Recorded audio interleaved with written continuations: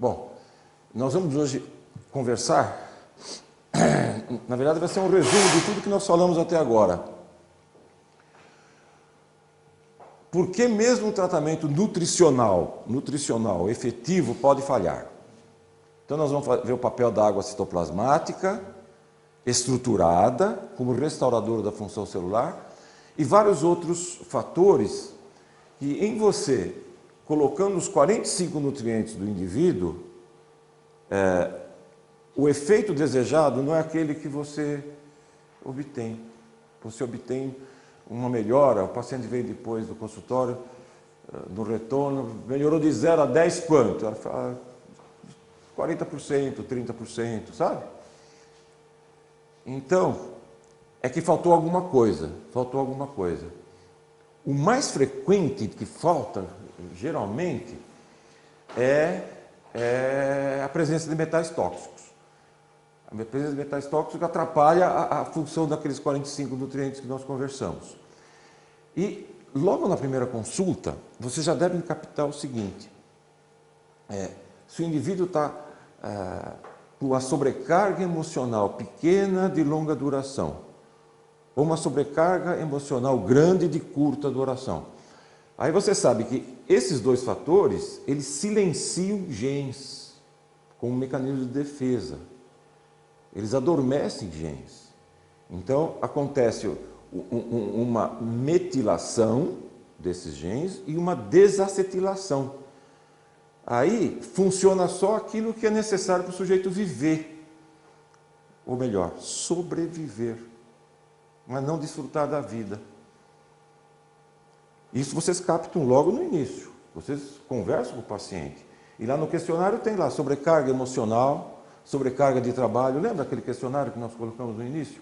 Aquilo é muito importante. Então, logo na primeira consulta, vocês já vão ver se ele tem gene silenciado ou não, clinicamente, né? É clinicamente que a gente pode ver isso. E se vocês perceberem que eles têm genes silenciados e querem resolver a coisa rapidamente, o melhor modo de demetilar genes é a procaína. É a procaína intramuscular. Você dá 2 vezes por semana, a procaína 2%, né? É dimetilamina, etanol, né? É o PABA mais o DMAI. A procaína é uma mistura do PABA com o DMAI. Aí virou procaína, em 1904. PABA. É a mistura de PABA, um químico fez PABA mais DMAI. Aí deu paraminobenzoil, dietilenamino, etanol. Quer dizer, é o PABA, paraminobenzoil, mais o DMAI, dimetilamina, etanol. E aí, essa substância, procaína, que o Conselho Federal de Medicina colocou como proibido, anti-envelhecimento, tudo bem, está certo. Tá certo, isso, ela não é contra o envelhecimento, né? Dá para mim então, né? Eu quero. Não. O que ela ela é um dos principais inibidores da DNA-metiltransferase. Existem várias DNA-metiltransferases, ela inibe 2 ou 3 dessas. Então, inibindo a DNA-metiltransferase, você demetila genes. Demetilando os genes, eles acordam e funcionam melhor e rapidamente. É uma coisa que vocês veem em um mês. Em um mês vocês veem a diferença. Aí, quando vocês administraram os nutrientes mais o acordador de genes, vamos dizer assim, aí você vai melhorar lá para 50%, 60%, 70%. Ele vai melhorar muito, né? Ele só não vai melhorar os 80%, 90% que a gente quer se ele tiver metal tóxico no meio, né? Ou então se ele tiver uma disfunção de glândula, que nós vamos ver na próxima, nos exames. Mas ela pode ser secundária, não pode? Como? Como? A disfunção de glândula, ela pode ser secundária. Pode ser secundária também. Pode, sim senhora, pode. Isso é muito importante o que você falou. Pode. Às vezes você, controlando, administrando os nutrientes, tirando os tóxicos, acordando os genes, estruturando água, aquela glândula funciona melhor. Isso é uma coisa muito linda. Você vê isso. Você vê isso na clínica, tá? Você vê isso na clínica. Por exemplo, quando o paciente está com testosterona baixa, por exemplo, é fácil, né? Dar uma injeção. Se ele for rico, você dá Nebido, né? Nebido é caro, custa R$600 uma injeção. Dá para 3 meses, é ótimo. Isso é medicina? Não é medicina, né? Testosterona está baixa, você dá testosterona. Não, né? Você tem que saber por que está baixa. Por que está baixa? Falta nutriente. Dorminhoco. O gen está dormindo, adormecido. Insulinemia alta, não deixa fabricar, DHA.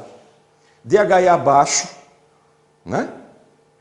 Então, olha só, antes de dar testosterona, a gente tem que controlar a insulinemia, diminuir, cuidar da síndrome metabólica desse indivíduo, ou se ele tiver só a insulinemia alta por enquanto. Se não funcionar, olha, caindo a insulinemia tem que subir o DHA. Se não subiu, você dá o DHA. Então, 2 estratégias. Diminuir a insulinemia, eu faço os 2 juntos, tá? Para ser mais rápido. Então, eu diminuir a insulina, dou um pouquinho de DHA e checo a testosterona total.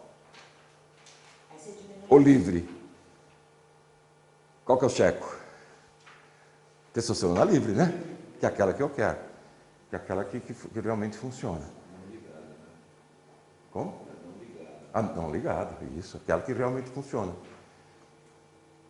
O que eu não sei é abaixar o SHBG. Mas ainda vou aprender. Ainda vou aprender. Diminuir a insulina só com a nutrição adequada? Olha, é possível, mas demora. É possível, mas demora. Como que a gente faz isso? Nós já conversamos, né? Índice glicêmico menor que 60, frutose menor que 40, exercício e aquelas substâncias para fazer a mitocôndria funcionar. Hoje vocês vão ver aqui vários elementos que nós podemos usar para funcionar a mitocôndria. É uma coisa muito bonita, muito bonita. Mas agora nós vamos ficar nessa parte aqui. Dá 2 vezes por semana a procaína? Olha, quando o paciente está muito grave, eu dou até 3. Mas em geral eu dou 2 vezes, segunda e sexta.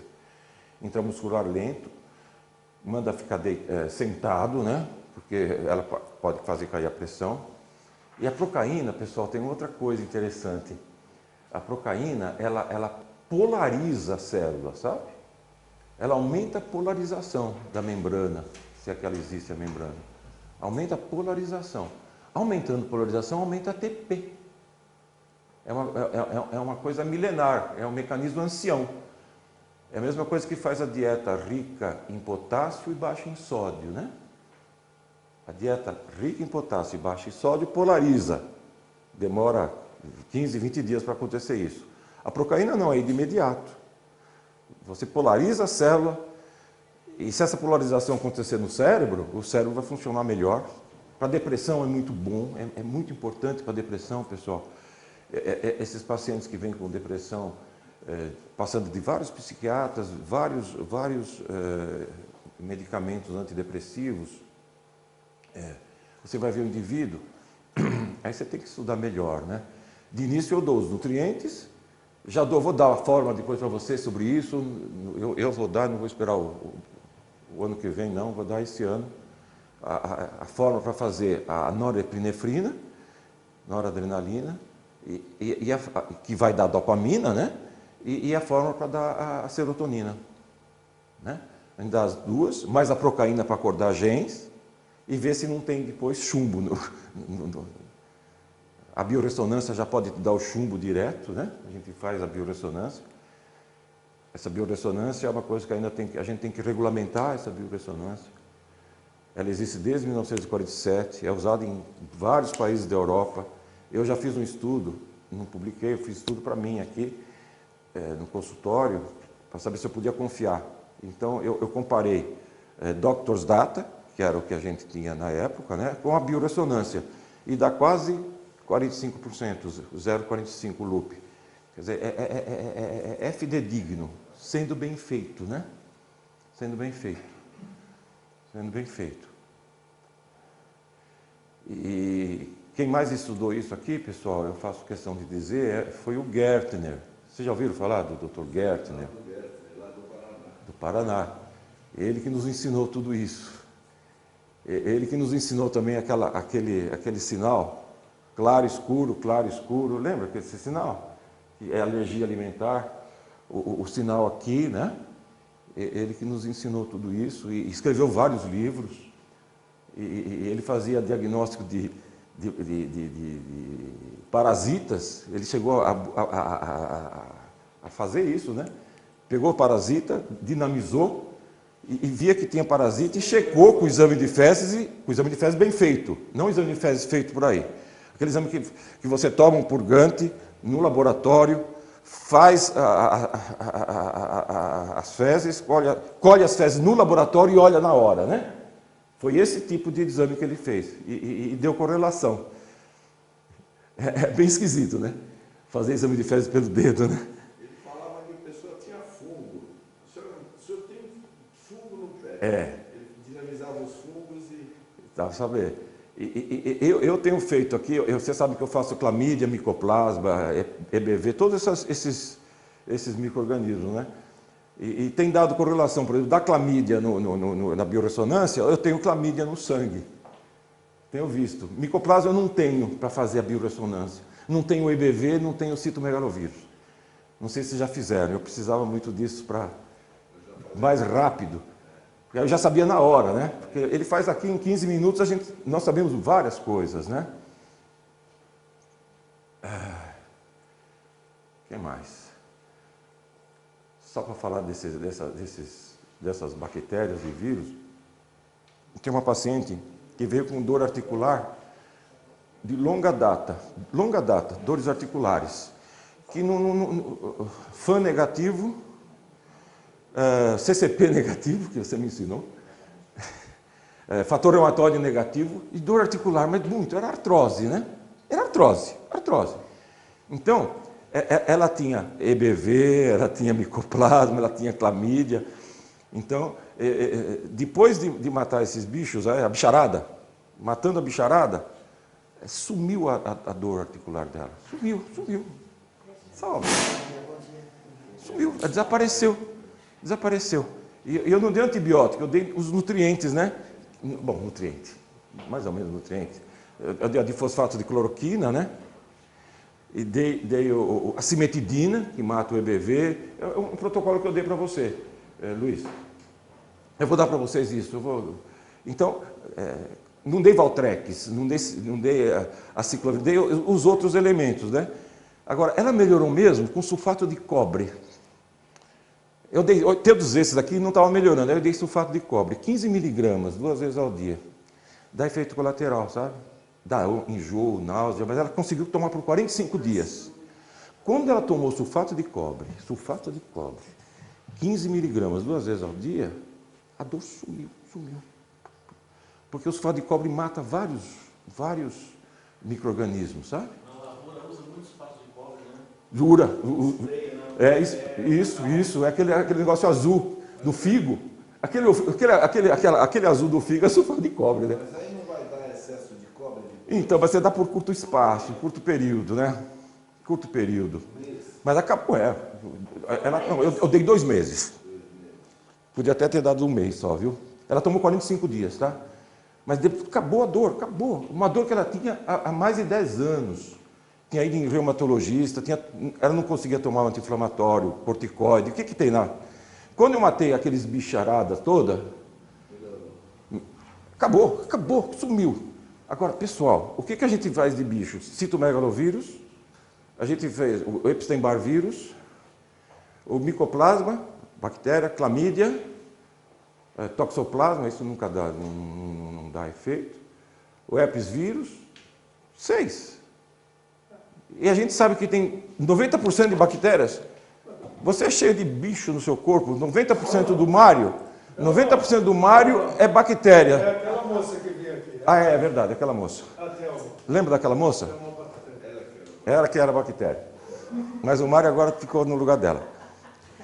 Então, pessoal, olha quantas bactérias que existem. Olha quantas bactérias que existem. Nós só dosamos. Só de flora é uma loucura. De flora tem quantos tipos? Parece 500 tipos de bactérias diferentes, e nós não dosamos, né? Uma coisa bonita que eu li de novo ontem, falando em flora, que o Lactobacillus paracasei, é um acidófilo, né? Ele aumenta a imunidade TH1. Ele aumenta a imunidade TH1. Olha que beleza. E aumenta o IL...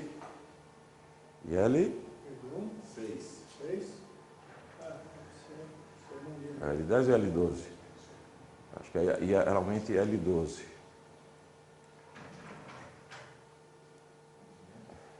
Ó, aumenta TH1, isso que é importante, tá? Ô, mestre, viva. Então, a flora intestinal é uma coisa importante, né, de se manter uma flora boa. Bom, mas vamos lá. Vamos começar aqui. Bom, nós temos que cuidar das células, né, pessoal? A medicina biomolecular pega o indivíduo, mesmo sem diagnóstico, ou então um diagnóstico dificílimo, então um diagnóstico que nem ninguém fez, passou por vários neurologistas, vários reumatos, não tem diagnóstico. Os médicos, nós médicos, não fomos capazes de colocar ele numa síndrome ou num verdadeiro diagnóstico e começar a tratar com a melhor droga da indústria farmacêutica. Não foi possível, isso existe, né? Ou então existe, vem uma esclerose múltipla, esclerose lateral amiotrófica, ou um paciente com neoplasia, né? Um paciente com diabetes, né? Interessante, a gente quando tinha 18 anos, 20 anos, ensinaram para a gente que glicemia alta é diabetes, né? Então, glicemia alta, vem lá, você faz diagnóstico de diabetes. Mas só que um diabetes vai bem, outro diabetes não vai bem, aí tudo é diabetes, não é tudo diabetes, não é mesmo? Cada diabético é um diabético diferente. Cada esclerose múltipla é uma esclerose múltipla diferente. Esclerose lateral é diferente. Cada câncer é um caso diferente. Então, nós, imaginando cuidar das células, nós vamos cuidar bem de todas essas patologias, sem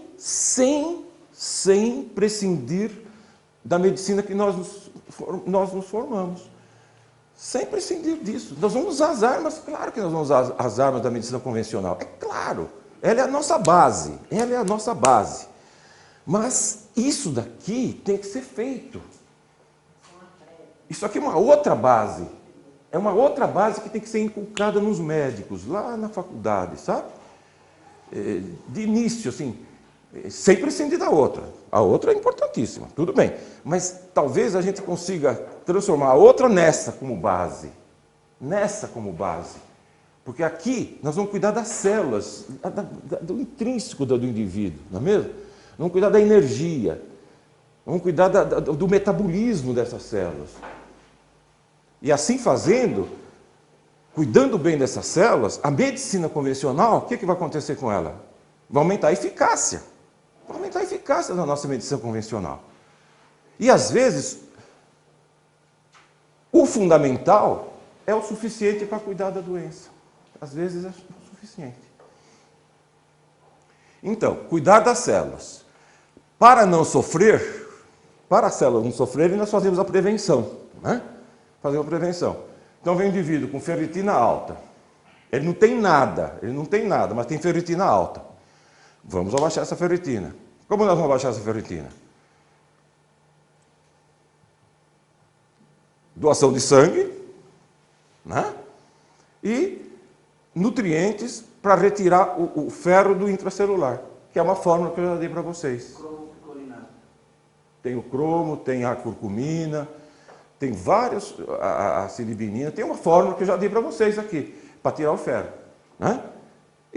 E ainda aquela ação por homeopatia, o ferro metálico CH30, 5 gotas 2 vezes ao dia, e ensinar o indivíduo a não pegar mais ferro, né?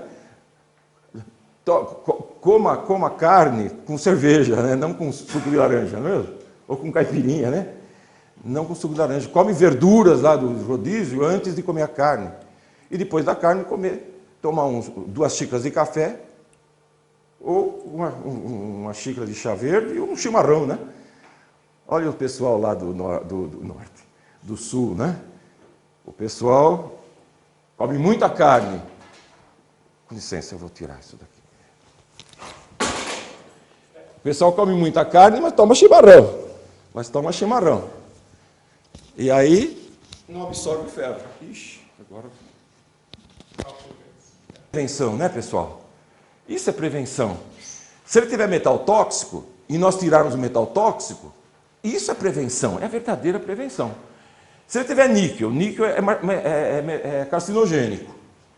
Se nós tirarmos o níquel do indivíduo, isso é prevenção de câncer. A verdadeira prevenção de câncer, né? Do aparecimento. Existem vários metais carcinogênicos. Mercúrio, chumbo, níquel, né? São carcinogênicos. Estanho, titânio. Então, se nós retirarmos... Eu sei que não está com isso, não está. Mas se eu tiro esses metais, eu diminuo o risco dele ter problemas. E você fala isso para o paciente. Olha só, você tem um risco maior de ter, por exemplo, câncer, porque tem metal carcinogênico. Não é que você vai ter o câncer, você tem maior risco de, se não tirar. Né? Ele decide se ele quer tirar ou não. Né? O correto é tirar, aí diminui o risco. Então, a nossa medicina é para fazer o indivíduo manter a saúde. Para manter a saúde, né? Ou cuidar de células já em sofrimento. Você já vem doente e ainda nós vamos fazer o tratamento que nós combinamos aqui na biomolecular. Quando uma célula sofre, diminui o ATP mitocondrial e ocorre uma desestruturação da água citoplasmática. Quando ela sofre, tá? Isso nós já vimos. Olha, a primeira coisa que nós temos que fazer: todas as células necessitam 45 nutrientes essenciais e alguns não essenciais, em condições especiais. Esses nutrientes essenciais vão funcionar como matéria-prima e indutor gênico. Não adianta dar um indutor gênico se o gene está silenciado.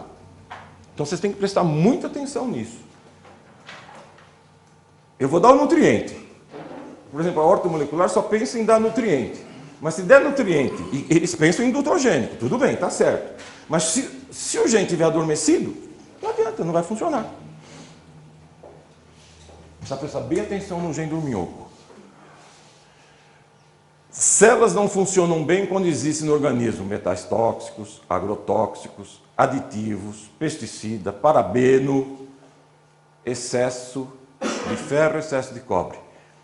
Isso aqui está até na nossa medida, na nossa regulamentação. Foi difícil de colocar, 3 reuniões para colocar esse excesso de ferro e cobre aqui. Mas está lá. Temos que tirar o excesso de ferro e cobre. Então aqui, pessoal, a biorressonância nos dá o agrotóxicos, nos dá o aditivo alimentar, né? Que outras medidas nós não teríamos. O parabeno, mulher gosta de usar cosmético. Homem gosta de mulher que usa cosmético. Parabeno é derivado do petróleo que faz penetrar o princípio ativo e deixa a pele lisinha, bonita. Mas ele vai direto para a mama, faz sofrer a mama, a célula em sofrimento começa a se reproduzir, câncer de mama. Então, quando nós prescrevemos a progesterona bioidêntica, nós vamos prescrever bem grande, atenção, exigir creme sem parabeno. Falando de metal tóxico, em câncer de mama, pegaram 20 pessoas, mulheres com câncer de mama, e compararam com 20 mulheres sem câncer de mama. Encontraram nas mulheres com câncer de mama aumento de ferro, de chumbo, de mercúrio, de níquel, de cádmio no tecido. Então, pessoal, se você pega essa senhora há 5 anos antes, e essa senhora tem aumento de ferro, aumento de chumbo no corpo, cabelo ou biorressonância, aumento de ferro, chumbo, níquel, mercúrio, cádmio. Se você tira isso dessa mulher, você diminui o risco dela ter no futuro o câncer, né? Isso é uma coisa maravilhosa. E agora, isso a gente precisava colocar na saúde pública. Porque o jeito de tirar esses metais não é que elas são caríssimos, é o jeito homeopático aqui do Luiz, né? Que isso ensinou a gente. O Mário me ensinou. Não custa nada. É o ferro metálico, CH30, é o mercúrio solúvel, CH30, é o plumbo metálico, o cádmio metálico, mercúrio solúbilis, solúbilis, tudo CH30. O níquel, Nicolum metálico, olha que beleza, vocês vão receitar em latim. Puxa vida, receitar em latim é outra coisa, né, pessoal? Então você pega uma caneta, não pode ser esferográfica, tem que ser uma tinteiro. Uma caneta tinteiro Montblanc, ou então uma Parker 51. Lembra da Parker 51? É do nosso tempo. Aí você receita com... Puxa vida. letra gótica. Que beleza, que beleza. Se possível com letra gótica. Isso não tem custo, pessoal. E aí a gente ia diminuir o dinheiro gasto pelo governo no tratamento das pessoas. Por que um de vocês aqui, ou nós todos, não fazemos temos um jeito de chegar até a vigilância, o Ministério da Saúde e mostrar isso para eles, né? Isso seria uma benfeitoria muito grande que nós faríamos. O nosso pequeno grupo aqui, vocês sabem que as revoluções maiores foram feitas com pequenos grupos, né? Isso aí está escrito na história, né? Pequenos grupos é que fizeram a revolução, não foram 100, não, foram 6, 7, 8, 10, né? Então a gente podia fazer isso, né? Estou pensando nisso agora. Colocar referências bibliográficas, rechear de referências bibliográficas e mostrar que a gente podia diminuir o risco de doença para o futuro fazendo homeopatia, que é algo já aceito pela medicina. Olha que coisa linda. Pensar que é o EDTA só que tira metal é errado, tá, pessoal? O EDTA a gente usa como uma arma poderosa, mas quando o doente está doente, quando o paciente está precisando mesmo. Então, numa esclerose múltipla com metal, esclerose lateral amiotrófica com metal, uma polineuropatia imune com metal, um câncer com metal, você não vai esperar a homeopatia funcionar daqui 4 meses, 5 meses. Você faz o EDTA. 1 mês, 2 meses está resolvido. Mas o paciente que vem procurar vocês, geralmente, eu tenho tido cada vez mais isso. Eu vim cuidar da minha saúde. Poxa, cuidar da minha saúde? Tudo bem, vamos cuidar. Então ele vai doar sangue, ele vai fazer o homeopático e checar o homeopático, né? E tem que checar. E vocês lembram do trabalho que eu fiz para contrariar os homeopatas, né? Eu dei ferro metálico CH30, não 5 gotas 2 vezes, eu dei 3 gotas uma vez, por 3 dias. E dosei o ferro de 24 horas na urina, antes e depois. E aumentou 340% a excreção de ferro. Fiquei abismado. Fiquei abismado e contente, tá? Fiquei muito contente. A homeopatia, o efeito é por sensibilização. E não depende de quantidade de gotas. Tá certo. Se você sensibilizar uma vez, já você mexe com Mas puxa vida. Entendeu? Então, É outro mecanismo. é outro mecanismo. Energético. Sim. Eu perguntei para o pessoal queria que eu desse 10 gotas, porque senão se perde, não sei o quê. Eu falei, não, eu vou dar o mínimo possível, que é 3. E não 2. E deu certo. Uma vez por dia. Uma vez por dia, à noite, ao deitar, né? Em jejum também. Fala. Posso falar alguma coisa? Como? Posso falar alguma coisa? Claro. Deixa eu explicar uma coisa. Ele é homeopata.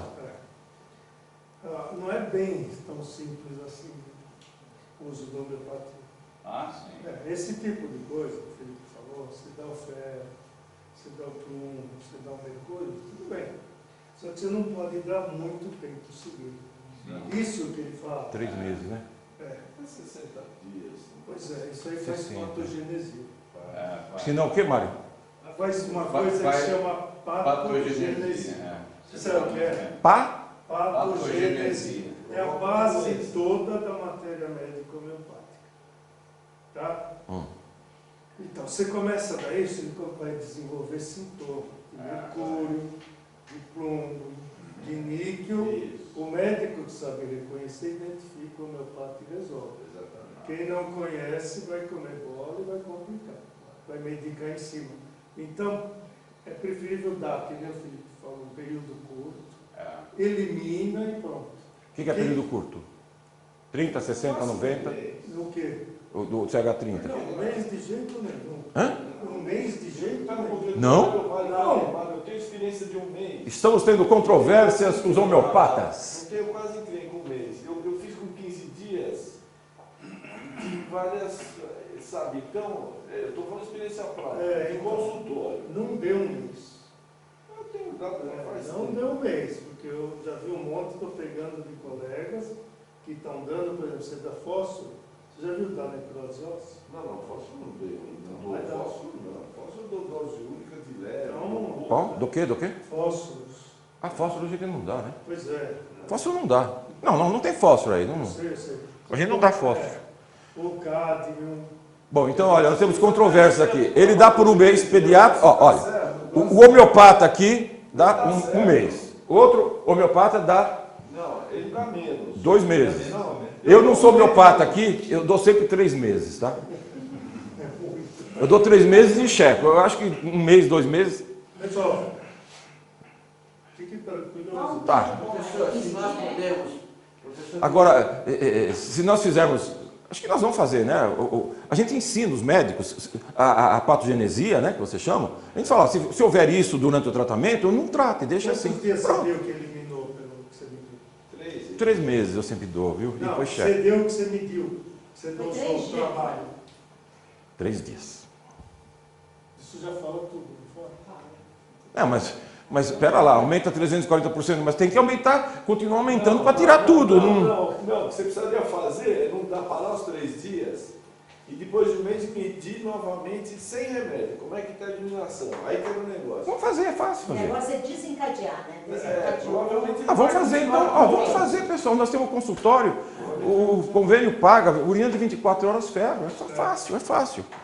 e aí, 3 dias, 30 dias, É fácil. Bom, vamos lá. Olha, então, Dá 15 dias, então pessoal, olha, células não funcionam quando tem esses tóxicos aqui, ou excesso do que é bom.